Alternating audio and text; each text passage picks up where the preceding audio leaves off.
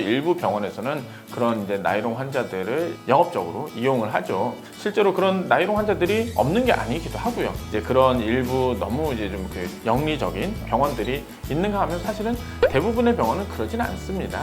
그것들이 실제로 문제가 될 소지들도 많이 있고 하기 때문에 그런 영업들이 뭐 옛날에는 그랬을지언정 지금은 뭐 그렇게 있는 건 아니고요. 어떤 병원이 좋으냐라고 했을 때는 일단은 가장 먼저 내가 입원을 할 것인가 통원 치료를 받을 것인가 이 두 가지에서 좀 선택이 되는 것 같아요. 입원을 해야 될 정도 상황인데도 불구하고 일 때문에 어쩔 수 없이 통원을 하시는 분들도 계시고요. 내가 정말 밤에 잠을 못 자겠다. 내가 좀 계속적인 이제 케어들이 필요하겠다라고 하면 일단은 입원 쪽으로 생각하시면 될 것 같아요. 그리고 내가 차가 진짜 누가 봐도 이거는 사고 좀 크게 났네, 반파됐네. 그러면은 그때는 입원을 하시는 쪽이 좀 더 나을 겁니다.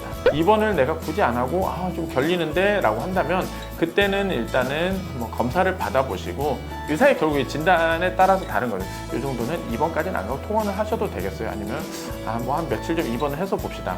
이런 어떤 판단들을 듣고 그때 결정을 해도 늦지는 않을 것 같습니다. 사실 요새 병원들도 그래요. 너무 어떤 경미한 사고들을 입원을 시키면은 문제의 소지가 있거든요. 그래서 아주 경미한 사고들은 아까 이야기했던 일부 자동차 보험을 악용하는 병원들을 제외하고는 경미한 사고들은 사고 난 사진까지도 이렇게 좀 보고 거르기도 합니다. 그렇기 때문에 일단은 진단을 받아보시고 내가 좀 시간도 가능하겠다라고 한다면 아무래도 입원을 받는 게 좋죠. 이 입원은요 그런 의미입니다. 입원을 내가 했을 때 특별한 어떤 더 치료를 한다 이런 게 아니고요.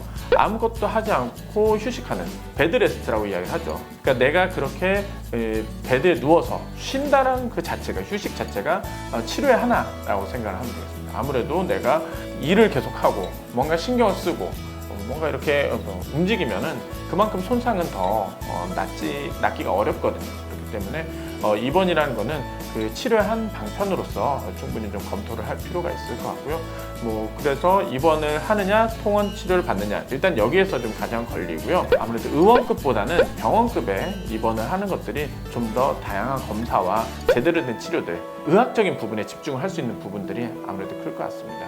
아무래도 의원급에서의 입원은 좀 더 질적으로 관리되기가 쉽지가 않고요. 실제로 의원급에서 당직들은 의료인이 아닌 경우에 이루어지는 경우들도 있고 해서 입원을 한다라고 했을 때는 병원으로 한방병원으로 이렇게 입원을 하시는 것들을 추천을 드리고요. 통원 치료를 한다라고 했을 때 어떤 곳에 갈 거냐? 별 문제가 없으면 원래 입원했던 곳에 가서 계속 진료를 받는 게 아무래도 연속선상에 있기 때문에 좋은데 만약에 거기가 너무 멀다라고 하면은 가까운 곳에 가시는 것이 저는 제일 먼저 추천을 드려요. 저희 한의원에 오시는 환자분들한테도 그렇게 말씀을 드려요. 저희 한의원이 치료를 잘 합니다. 저는 이제 개인적으로 자부심이 있고 한데 이 환자분이 일주일에 한두 번밖에 못 오세요. 그러면은 가까운 데 그냥 가셔서 일주일 내내 좀 자주 갈 수 있는 곳으로 그렇게 가서 치료를 받으셔라.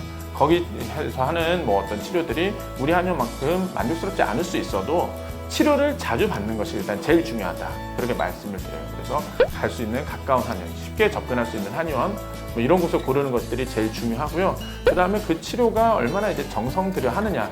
사실 또 사고가 난 분들은 평소에 이제 의료기관을 이용하지 않던 분들이 많아요. 그렇게나 아직 의료기관에 대해서 잘 모르시는 분들이 계신데 일단은 그 의료기관에서 얼마나 이제 자동차 보험을 많이 보느냐 이런 부분들도 좀 많이 보시면 될 것 같습니다. 그리고 치료를 받고 나서 결국에 내가 거기 그 치료에 얼마나 만족하느냐 이 부분들이 좀 이렇게 관건이 될 것 같고요. 이걸 흔히 좀 의료 쇼핑이라고 해서 이걸 또 꼭 권장하는 건 아니지만 내가 치료를 받으면 한 곳에서만 치료를 받아야 되는 건 아니거든요. 내가 여기에도 받고 저기에도 받고 할 수는 있습니다. 보험회사에다 연락을 해서 내가 여기서 치료를 받아요 라고 하면은 보험회사에서 지급보증서를 그 의료기관으로 이제 쏴줘요. 그러면 그 의료기관 내가 몇 군데 만약 등록이 되어 있다 그러면 돌아가면서 치료를 받을 수 있거든요. 그렇게 해서 나와 잘 맞는 곳을 찾는 것도 방법이 될 것 같습니다.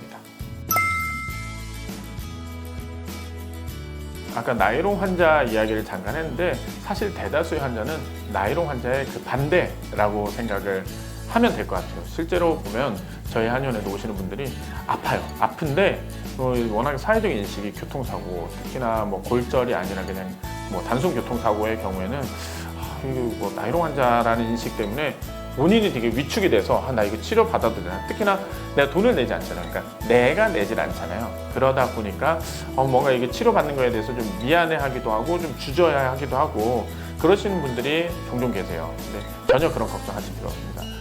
자동차 보험 회사에서 돈이 다 나오기 때문에 그 의료기관에서는 환자가 내는 본인 부담금으로 내거나 아니면은 뭐 보험회사에서 내거나 어차피 상관없어 똑같기 때문에 그냥 한 명의 당당한 어떤 손님으로 환자로 요구할 것들 요구하시고 환자로서의 권리들도 다 이렇게 실현하시고 하시면 될 것 같아요. 주눅들지 마세요. 그리고 절대 아픈데 참지 마시고 아프면 일단 가세요.